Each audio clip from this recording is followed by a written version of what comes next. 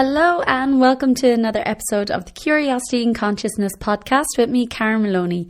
Joining me on today's show, I have Miriam Kerins Hussey, who is the co-founder of The Awakening and Soul Space The Experience. Miriam is a qualified pharmacist with a huge passion for integrative health and well-being, and this passion led her to train as an integrated health, wellness and nutritional coach, focusing on holistic nutrition, mind-body connection and emotional wellness. Miriam is also a renowned yoga instructor, holistic healing practitioner and international keynote speaker and facilitator, both in the corporate workspace and with individual clients. In her business, The Awakening, she is involved in the design and delivery of many executive, corporate and personal wellness retreats, seminars and programs.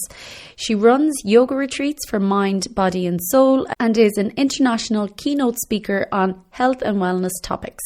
She has also co-founded Soul Space, which is an immersive event of workshops, talks and seminars hosted by leading minds in the fields of physical, mental, emotional and spiritual well-being. Miriam believes that it is the integration and union of cognitive, emotional, physical, nutritional, mental and spiritual health that leads to true health, vitality and wellness. And her collective qualifications and expertise in both pharmaceutical and complementary health therapies gives her a unique and integrated approach to human health and wellness. And she was recently accredited an All-Star Business Award for Thought Leader in Human Health and Performance. This is a really interesting conversation with Miriam. She is so knowledgeable and it is so insightful to hear about her journey from having trained as a pharmacist and working as a pharmacist for 10 years and what she saw was lacking in people in their health care and why she moved into the space of integrated health and wellness and that mind, body and soul connection. There's lots of information in here, lots of powerful advice and steps that people can take and how we can start to build space and awareness and make the mind, body and soul connection in order to have better health for all of us on every level. Miriam, thank you very much for joining me today on the show. There's so much I want to talk to you about, and you're a qualified pharmacist and integrative health and wellness and nutritional coach and yoga instructor, and you've loads of different qualifications under your belt. First of all, thank you for joining me. Well, thank you so much, Karen, for having me. It's a pleasure. Really looking forward to getting stuck in today. And like I just mentioned there, you qualified as a pharmacist. Are you still working as a pharmacist or have you moved, obviously, you know, in the integrative health and wellness space as well? Are you focusing more on that? Yeah, so I qualified, studied in RCSI in Dublin, and I came back from Dublin to Galway, which is where I'm originally from. And I spent over 10 years working in community pharmacy. So I was really kind of frontline of, the healthcare system, meeting people on a daily basis, coming in to the pharmacy, seeing how their health was, or more importantly, what happened when they lose their health. So I started off there in community and I stayed in community pharmacy for that spell of the 10 years. And I suppose, Karen, what I really, really noticed, and my eyes were really opened wide to the way that we look at our health and the way that we treat it. And for me, there was just something missing.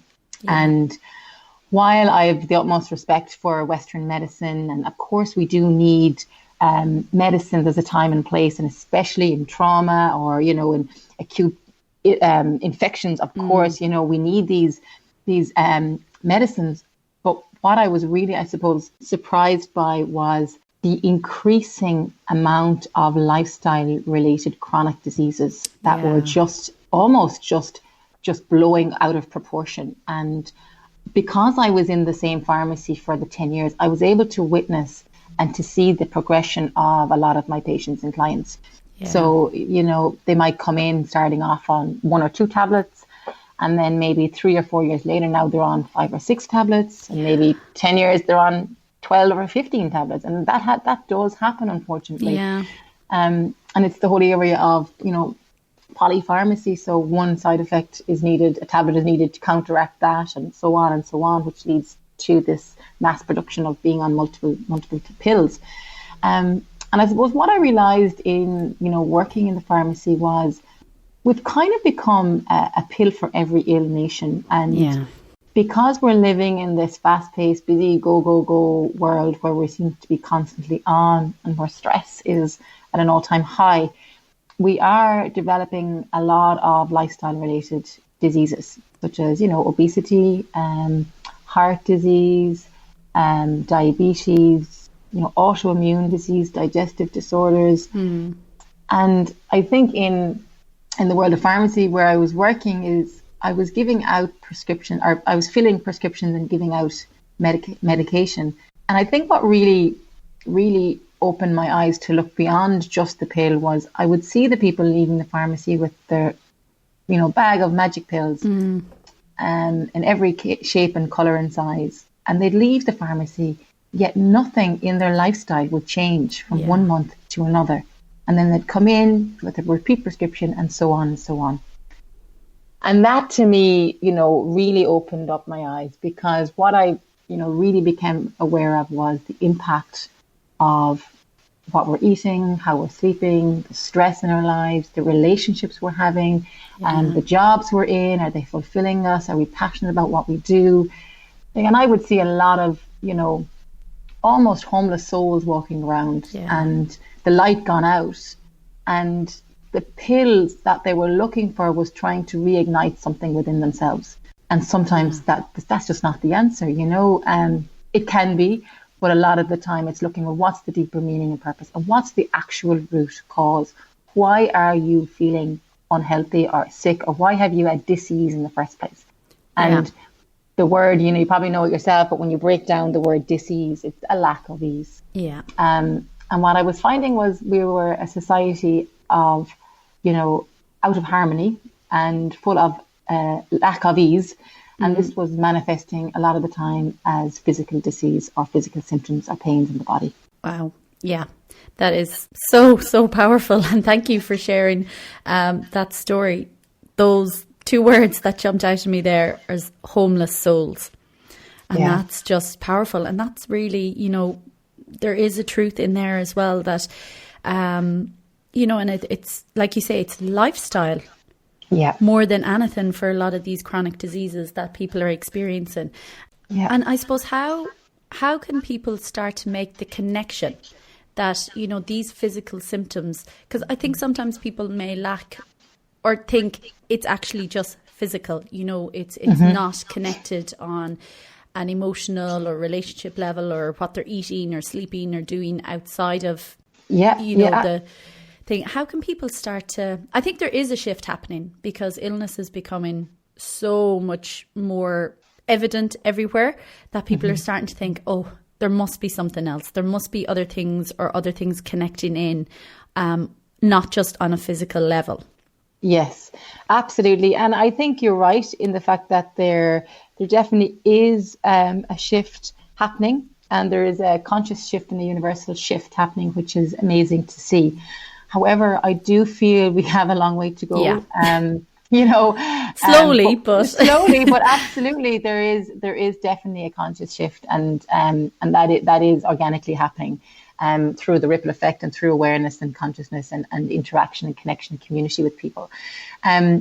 So I suppose what you're asking there is, how do we make the connection? And I think for me, the most simplest way of explaining how, say, for example, so I look at the whole model of integrated wellness now. So what I've done, to answer your question earlier, is I have now left practicing every day as a pharmacist, because I kind of, at some level, I felt that when people came to me in the pharmacy, it was almost too late. And I would fill out their prescriptions and give them their pill to try and fix the already created problem. I said to myself one day, kind of one of those light bulb moments, I said, I feel deep within my own purpose or calling or, voice, that I would be doing a better job or a better service to the world if I actually got out from behind the counter and went out and spoke about preventative medicine and lifestyle as medicine and this integrated approach. Because if I could actually prevent people from needing to go into the pharmacy with their prescription pad to get pills, I think I'd be doing a better job. Yeah. And that's what I have done, subsequently. And that's what I'm doing now, just to answer your earlier question. But how do we make the connection? And this whole model that I focus on is our integrated medicine model. And that really it's the unity and the connection of what I fundamentally call, like, this can be fleshed out into a broader context, but for me to make it simple and to make it applicable, I divide it into the mind, the body, and the soul or the spirit. Mm-hmm. And obviously we all know about the body, and we focus a lot on the body in today's world, and especially in the well-being space today, it's very much, fitness and food dominant. Yeah. And while, of course, that's really important, we need to move the body, we need to exercise, we need to stretch, we need to eat good, wholesome, plant-based foods. Of course, that's incredibly important. But I think when I was trained in college, I was very much trained, and it's still the same today, as far as I'm aware, was trained on the whole Newtonian physics model, which is basically that we as human beings are mechanical beings, mm-hmm. and that we are made up of, nuts and bolts and pipes and tubes. And when something happens, we need to mechanically fix it. Mm-hmm. So we either maybe give it a tablet, surgery, we cut it out, we remove it, or we poison, or, with chemos and all of these things, try and burn it out or remove it. But really, when you think about it, we are not just a machine. We are human beings. So we're made up of emotions and thoughts and energy and feeling and spirit. Mm. And we can't just ignore this. And in some levels, the Western world takes it very seriously. So when you go into a hospital and you get, say, for example, an ECG done, you're actually measuring the vibrational and the electrical currents in the body. Mm-hmm. And that's very mainstream. And we don't often think about that, but that's you're measuring the energy in the body. Yeah. But when you're studying medicine or pharmacy or physio or whatever it is in today's world, you do all your training on cadavers. So they're dead people. And that's what you're using as your training. But there's no energy in there. Yeah. There's no life force in there. Yeah. And that's the kind of model we've been trained on. But when we look at, say, the mind, and this is to, bring it back to what you asked, how do we make the connection? If, for example, you are very upset, or you're very sad, or you've just had something really, challenging or troublesome happen to you. So you're upset, you're sad, which is a thought, it's a feeling, it's an emotion. What can happen in your body? You can physically produce tears. So as a result of a thought, an emotion, a feeling, you're actually generating a physical manifestation. And that's just very simple, basic, and that happens every day. Or say if you're embarrassed, your blood vessels will dilate in the cheek and you'll go red. Mm. So that's just a very simple, I suppose, a connection between, of course, our thoughts and our emotions affect our physical being. And Bruce Lipton has done incredible research to the biology of belief. And he says that our thoughts become our internal chemistry. Mm. So it's like every cell, Karen, in the body has a pair of ears. Yeah. And the cells will start to they hear everything that you're thinking and they feel everything that you're feeling. So the more, negative or more toxic, or, if we're judging or giving out or blaming ourselves, is the more internal toxicity and inflammation will start to generate and express in the cells. But on the flip side, if we're, learn to do more like meditation, compassion, kindness, our cells pick up on that and our internal chemistry becomes a place of more ease and less dis-ease. I don't know if that makes sense to you. Yeah, no, absolutely. And thank you for giving such a coherent, kind of breaking it down so simply as well, because I think that'll resonate with a lot of people, to just try and make that connection, and just exactly to illustrate how powerful a thought can be, whether positive or negative, as you've mentioned there, within our bodies, and how it can manifest. And to think of it in that like really, really simplistic way of even like being embarrassed, and actually how it appears in your body, even on that simple level, then imagine all the other deeper levels and, the negative self-talk and all the things that we do to ourselves, they're having an impact as well. And like that, sometimes, I think I mentioned before, like sometimes we can be our own worst enemy, like the things that we can mentally say to ourselves, we would never utter to anybody else. So, again, it's just to make that conscious connection that they do resonate. They can have an impact. But then even like you mentioned as well, how simply by changing them, well, it's easy, but it's not necessary. It's simple, but it's not necessarily easy. Yeah. But by changing them as well, because our bodies are incredible. They're incredible machines and how they operate and what they do day in, day out without us having to ask. It is beyond powerful. So like that, once we can tap in and start to help ourselves as well in these little ways, like through meditation or yoga or compassion and kindness, positive self-talk, all these little bits, it does have a powerful effect, like you've said. I know you are an international keynote speaker as well, and obviously you speak so well, as we can hear on these topics of, wellness and integrative health and the mind-body connection and that. But I love one of your topics that you talk about is awakening your inner pharmacy. That sounds just so fascinating. Can you talk to us a little bit about that?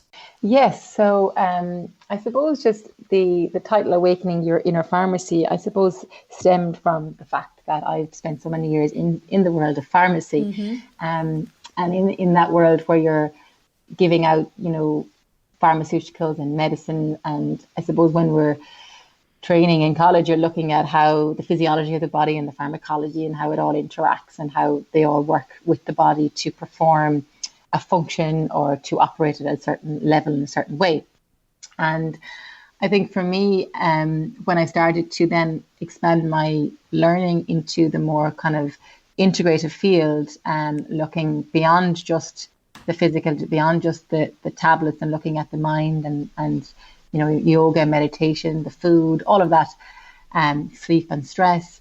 And I suppose what I realized was, as you said, our bodies are an incredibly amazing miracle, really. And every day, as you said, all of it, the things that it's doing for us beneath the surface that we don't have to ask them to do. The autonomic nervous system, we don't have to ask our lungs to breathe. We don't have to ask our heart to beat. It just does it. And there's an incredible natural intelligence in the body. And the body wants us all to be healthy. It wants us to be well. That's the fundamental belief of our body, is that it wants us to thrive. And what happens is, and as babies, and most babies and babies that are born healthy, they thrive. If they're given, love and some food, or, they thrive naturally. And we're the same. We don't lose that as adults, but what happens is we can often get in our own way through the choices that we make, through the lifestyles that we live. And the awakening your inner pharmacy is about how we can use our own bodies and the chemicals and our own neurotransmitters that are naturally there anyway, and that we're born with organically, to help us to heal ourselves and to help us to be at our best, to be our vibrant, more healthiest selves, without having to use external stuff to try and, I suppose, co-create or co-enhance what's already within ourselves. Amazing. It is amazing. And, if you look at certain things in the body like oxytocin, dopamine, serotonin, these are all natural neurotransmitters that we have that make us feel better, that, bring about a sense of desire, a sense of love, a sense of, inner well-being. And we can create these within ourselves so easily. Even the simplest thing, and I like to keep things very simple. Yeah. But even when you wake up in the morning, the very act of placing your hand on your heart will start to release oxytocin. Yeah. And the very act of you saying, I hear you, placing your hands on your heart, taking a deep breath, saying, I hear you, good morning, you're welcome. Even if you're brave enough to say the words, I love you, that's incredibly important, because it's reflooding your body with oxytocin, which is that hormone, that you get when you come through the birth canal. And, it's that sense of love and that sense of, and that's incredibly important for our well-being. Yeah. And that's just a very simple example of our internal chemistry and our internal pharmacy system that's there. And if we can just get back to basics a bit more, live a simpler life, try and reduce our stress, sleep more, have more fun, these will naturally start to reawaken within ourselves. Yeah, that's Brilliant. And even that, putting your hands on your heart, that is something that I do all the time as well. Like that, when I know if I'm feeling really stressed or I'm all up in my head and I, recognize myself, I'm like, whoa, what's going on? How did I get in this state? Just by putting my hands on my heart, it just instantly drops me back into my body, and I'm like, can take a breath, and it's like, okay. Yeah. And it's like that refocus, that perspective, that balance again of going, okay. And then I suppose I turn it on myself and be like, okay, what just happened? How, kind of pull it back a few steps to be like, what knocked me out of balance in one sense, to get back to it. So it's a really, really simple thing, but powerful as well. And again, I think like everything, it takes a bit of practice. The first time it may not resonate with people, but by doing it, and like you say, just putting your hands there and just focusing and just even saying the words like, I hear you, or like you said, if possible, I love you. Just the shift it can have is really, really powerful. And like that, it's one of many things that can be done. Absolutely. And then in your work and in your own journey and that, as well as placing your hands in your heart, what are some of the practices that have been really powerful for you? Whether in the beginning when you were first starting or now, because obviously as we grow and evolve as well, new things come up and we learn new practices and kind of move through different things. But what I suppose, are there any constants, or what has been most powerful for you?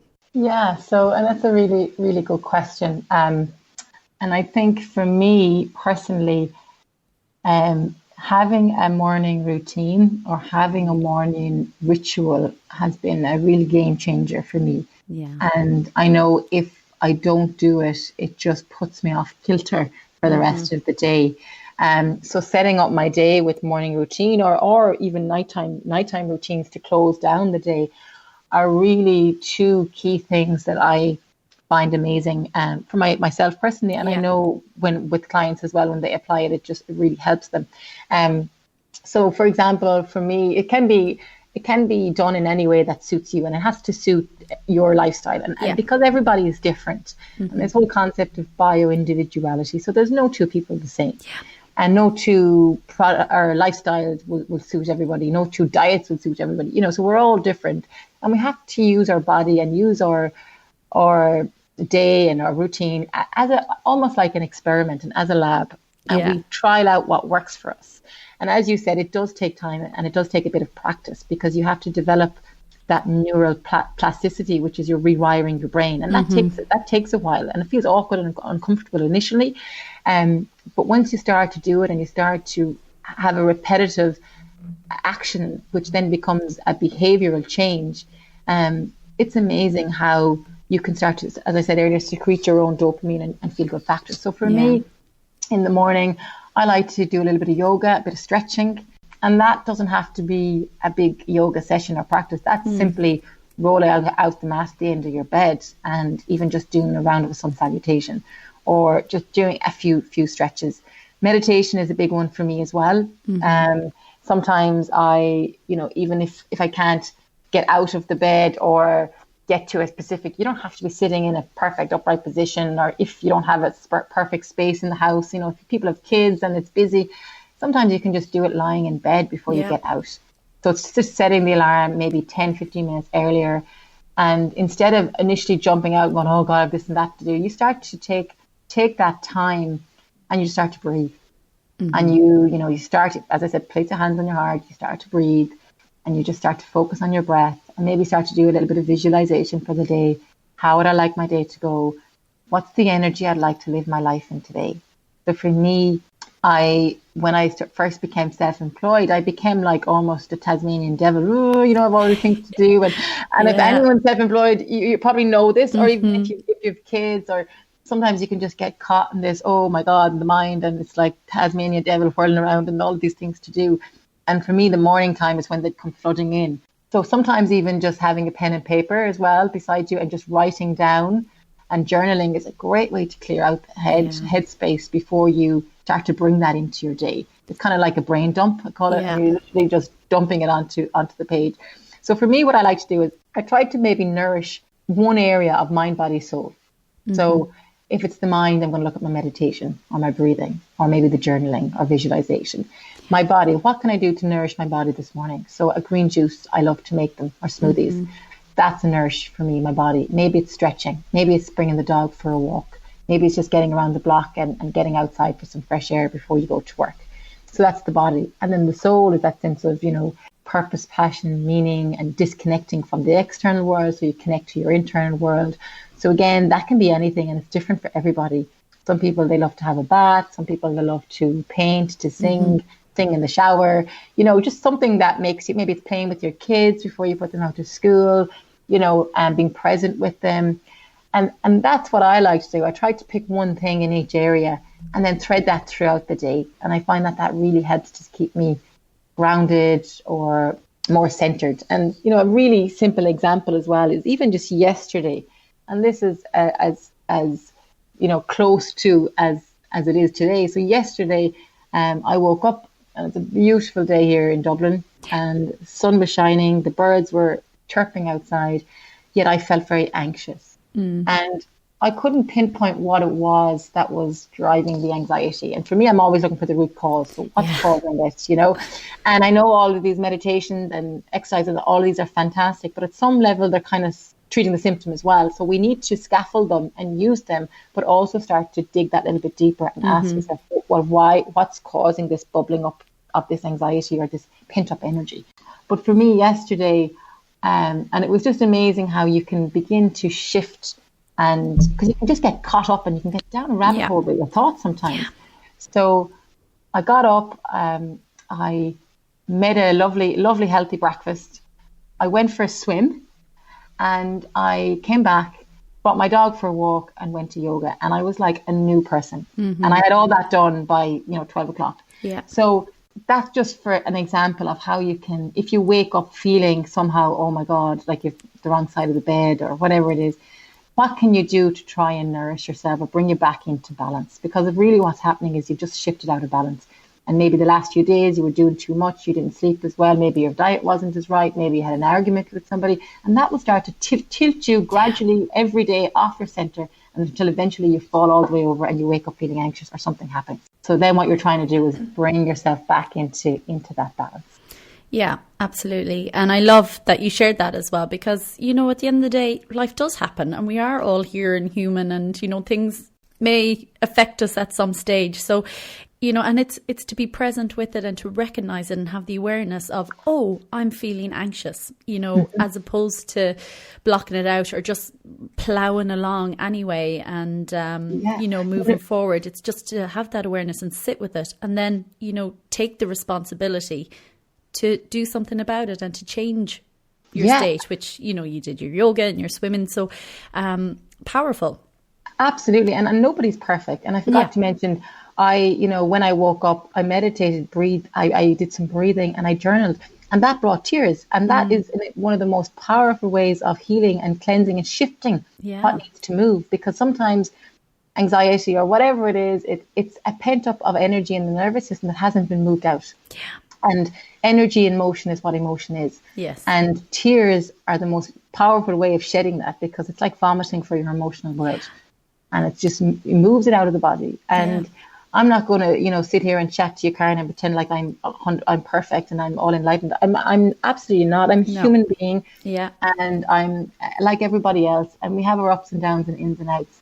And it's about recognizing it, as you said, and accepting it and not trying to resist it. And I think that is the biggest healer in anything, is if we accept what is instead of trying to resist what we want it to be. Yeah, totally.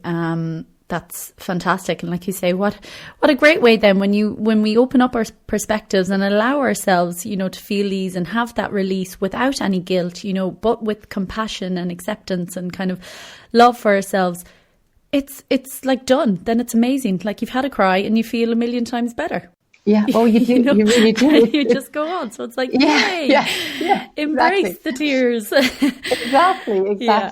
But I love as well how you mentioned, and even morning routines as well. I would never have called myself a morning person. And it comes back to just words that you mentioned as well earlier, homeless souls. And I remember I used to leave it to the last minute, you know, and snooze. And I hated getting up and all these kind of things. And again, it comes back to words you mentioned as well. It's because what I was doing was not lighting up my soul. You know, I was just surviving. I was not in thriving mode, like you say. Where we're meant to be is what we're meant to be doing.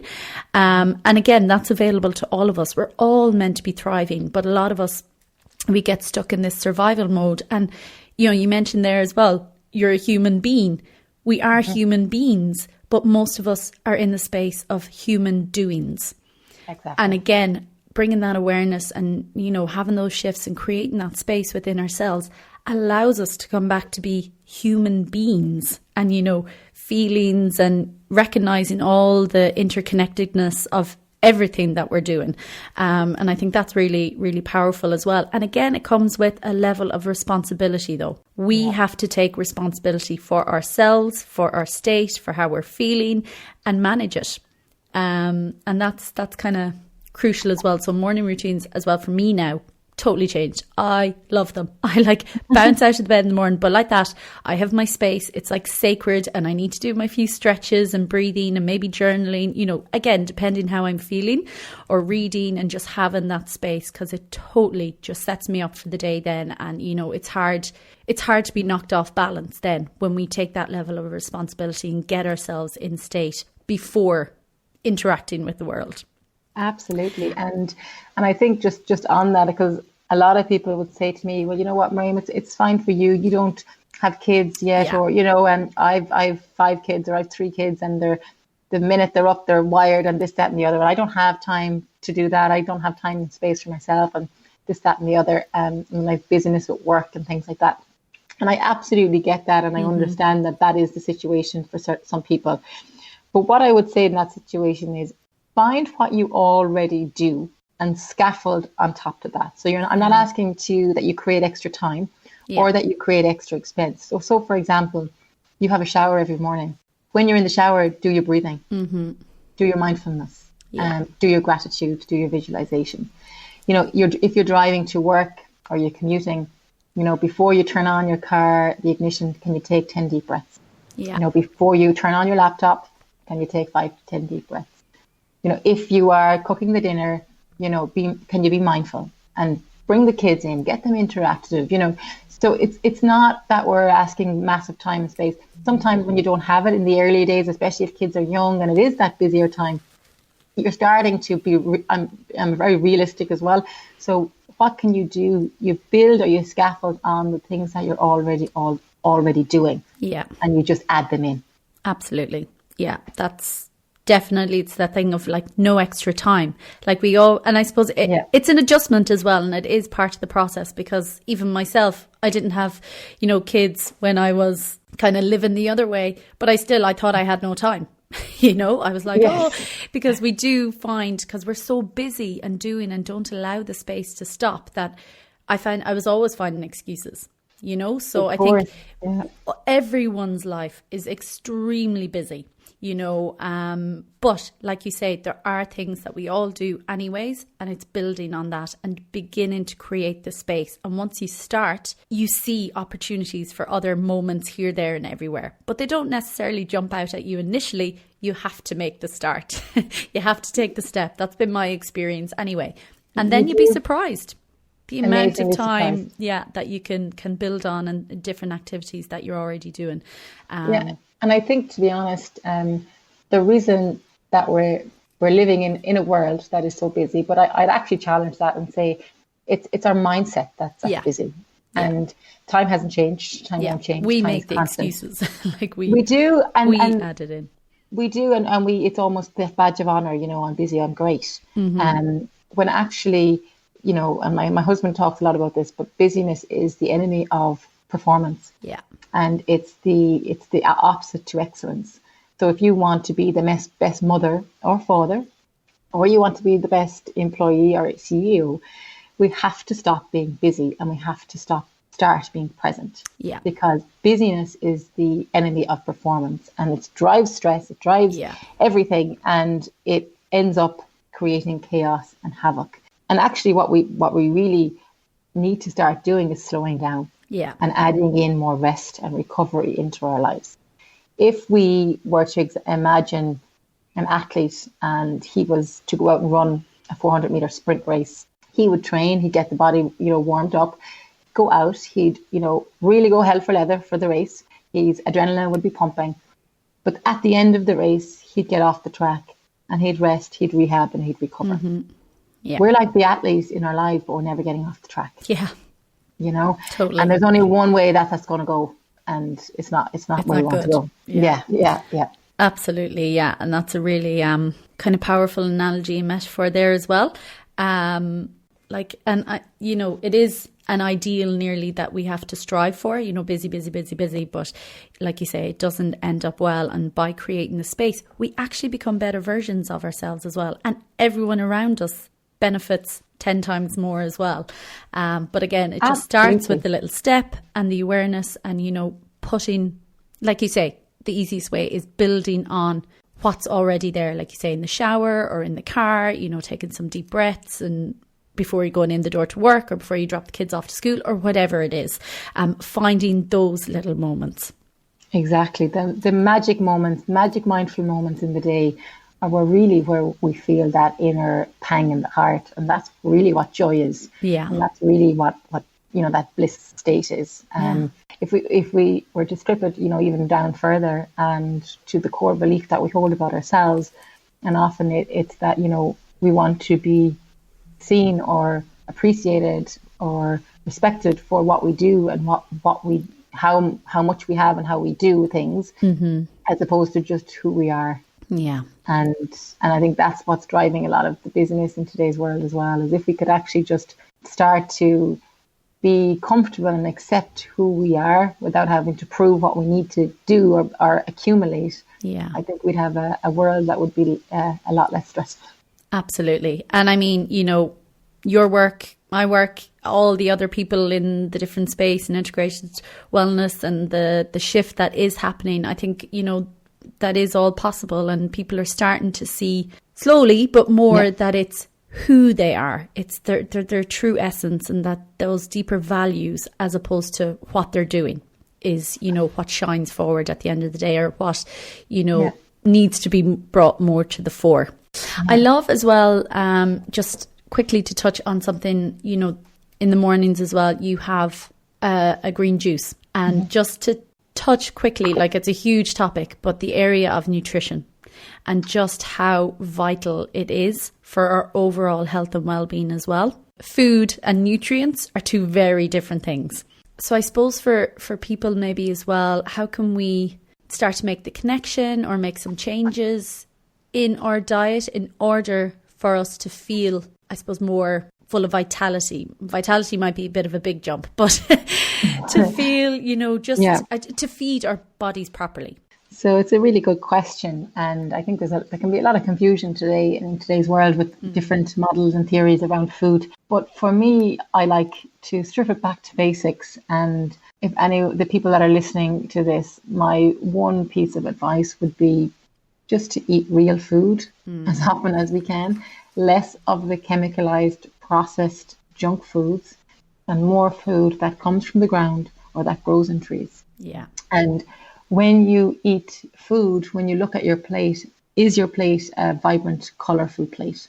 Does it have the colours of the rainbows? Because all of the colours that we get from, our plants or vegetables or fruits, they're full of vitality, they're full of phytonutrients, they're full of vitamins and minerals, and they're jam-packed in massive abundance from our plants. So it's trying to just keep it simple. No two people are the same, as I mentioned earlier. So one person's food may be another person's poison. And I think we need to be aware of that.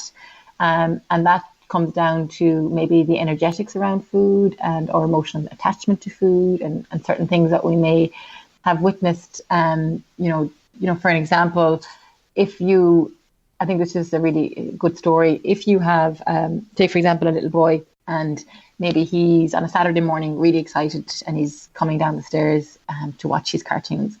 And he goes into the kitchen and he grabs a banana. And he starts to peel the banana. And on the way into the sitting room, he sees his parents and they're having, maybe a huge argument. They're roaring and shouting and it's getting quite out of hand. And he's standing at the door witnessing this trauma while eating the banana. As he grows older, he may not know why, but every time he goes to have a banana, it triggers this. Yeah. And he starts to feel almost sick in his tummy. It's amazing how a banana is a really good piece of fruit, really good food, yet it's his poison. So I think we need to listen to our bodies and use our bodies as a lab. So if we're eating something and it's just not agreeing with us, even if it's meant to be a good food, maybe it's not a good food for you right now. Mm-hmm. So I think we just need to be mindful of that aspect as well. But green vegetables, getting your greens into you, I feel is really, really important because it floods the body with oxygen. It almost cleanses. It's chlorophyll. It's detoxifying. And in today's world where there's a lot of toxins, we just need to keep the energy moving. We need to keep the blood clean, as clean as we can. So eating, when we say clean food, I don't really like that word because all food should be clean, but unfortunately it's not.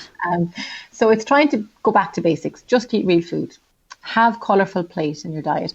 Eat predominantly plant-based foods, your nuts and your seeds, your fruits, your vegetables. Add in, if you are a meat eater or if you are eating fish, adding it in, but that you're not having it at every single meal. Yeah. I think I myself am a vegetarian. I eat fish, but I don't eat meat, and that's just a conscious choice on my part. Mm-hmm. But if you are, I'm not anti-meat, but if you are eating meat, where are you getting it from? Make sure it's real, organic, local produce, and not your packet stuff, your packet hams, and just look at the labels. I mean, if you look at the labels, you'll see in all of these hams, there's sugars in them, there's all of these additives, and they're just not natural. Yeah. And the more that we start to put not natural stuff into our body, our body cannot break it down. Yeah. As we said earlier, we have an incredible natural intelligence in the body, and the body is nature. We're not living in nature, we are nature. And the more we start putting not nature stuff into ourselves or into our bodies, the body starts to break down, and we end up getting leaky gut syndrome, and we're getting these bigger holes in our gut lining where toxins and undigested particles and these processed chemicals can get into the bloodstream.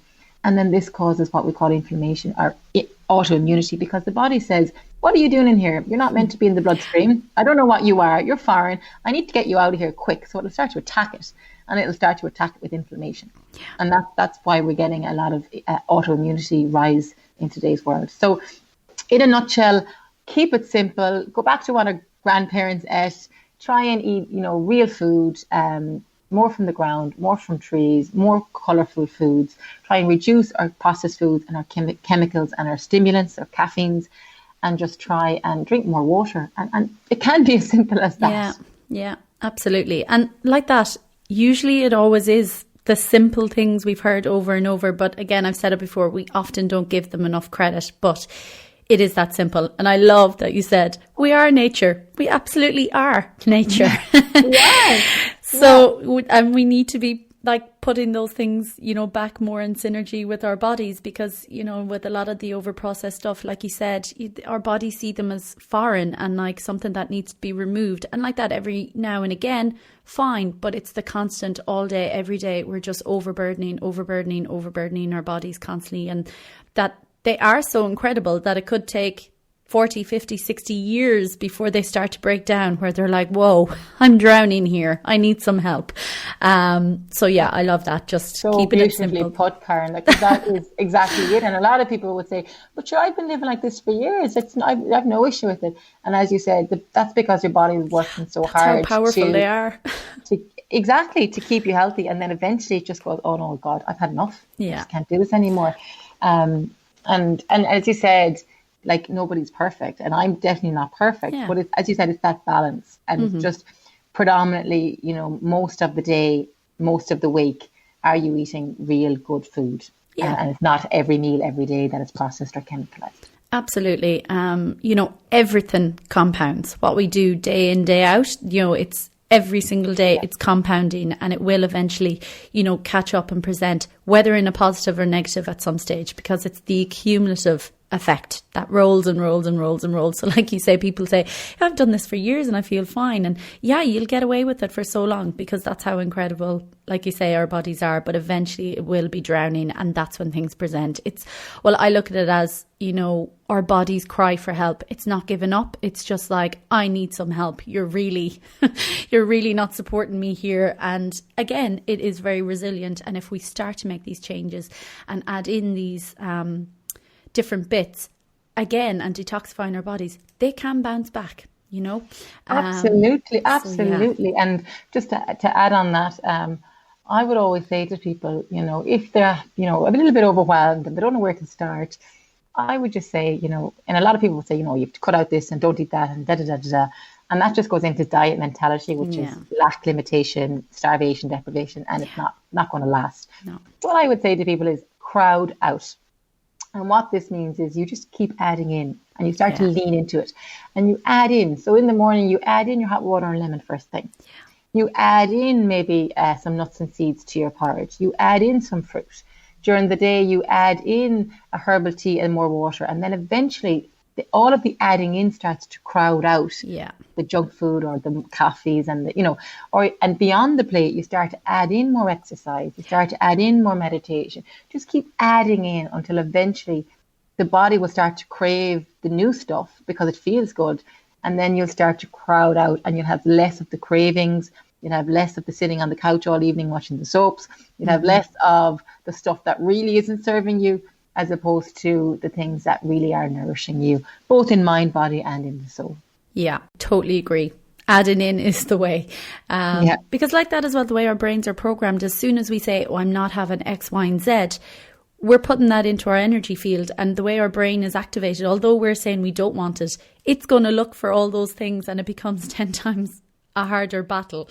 So by going the other way, like you say, adding in the different little bits along the way, it'll eventually, like you said, the others will kind of, dissipate. Because you will feel so good that your body will just naturally want more of them. So much I could talk about. I know. So many different conversations, but it's been so informative and really insightful in that. But I know, just before we go as well, yourself and your husband Jerry have set up an incredible event called Soul Space, and it's taking place again this September. So tell us a bit more about that. Yes. So last year was the first year that we set up Soul Space, and it really was a very, very incredibly powerful day. And it's a one-day event. It takes place in the beautiful Claregalway Castle in Galway, which is an old restored castle built literally hand by hand, block by block by 4 people. So it's been really restored to an incredible finish, and it brings a sense of culture and energy there, which is very, very different to a hotel or anywhere that you would go. So it's in its venue in itself, it's very, very steeped in authenticity. So the day it's a really powerful day of open and honest conversation about our health, about well-being, about performance, and about a lot of the struggles and challenges that we face in today's modern world that often we don't associate with wellness events, that are often not, brushed under the carpet a little bit. And for myself and my husband, we just saw this, and working in the wellness space, we really noticed that at some level, people are crying out for something a little bit deeper than the surface level. Beyond your six pack, beyond your abs, beyond, your recipes. A lot of people we noticed are eating very well, maybe are exercising, but they're still not fully healthy or happy, and there's something missing. So for us, we wanted to kind of capture that and see what could we create that would enable people to just meet and connect on this deeper level. And it really was a powerful day, open and honest conversations, a safe space for people. So it was a mix of talks and workshops and experiential classes held by leading minds in mental health, physical health, spiritual health, emotional well-being, as well as high-level sport and business leaders talking about, real life situations. And I think it was the depth and authenticity as well of what the speakers brought that really connected and resonated with the audience, because now you feel like you're not alone on certain things. Yeah. And that we all go through these certain challenges, whether it's, mental health breakdown, whether it's a miscarriage, whether it's, all of these things that sometimes we don't really face or, don't know what to do when they happen. Yeah. And this is what we felt needed to be brought a little bit to the surface for people.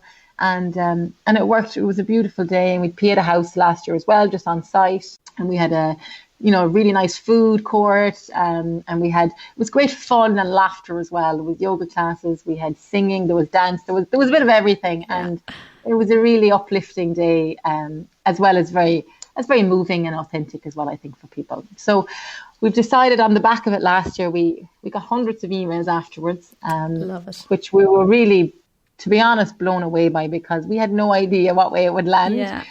It was new, brought to the west of Ireland. So we kind of, went outside our own comfort zone a little bit to create it. But we're just so glad that it offered a space for people, and people really took what they needed from it. So we are running it again this year on the 15th of September, which is a Sunday this year.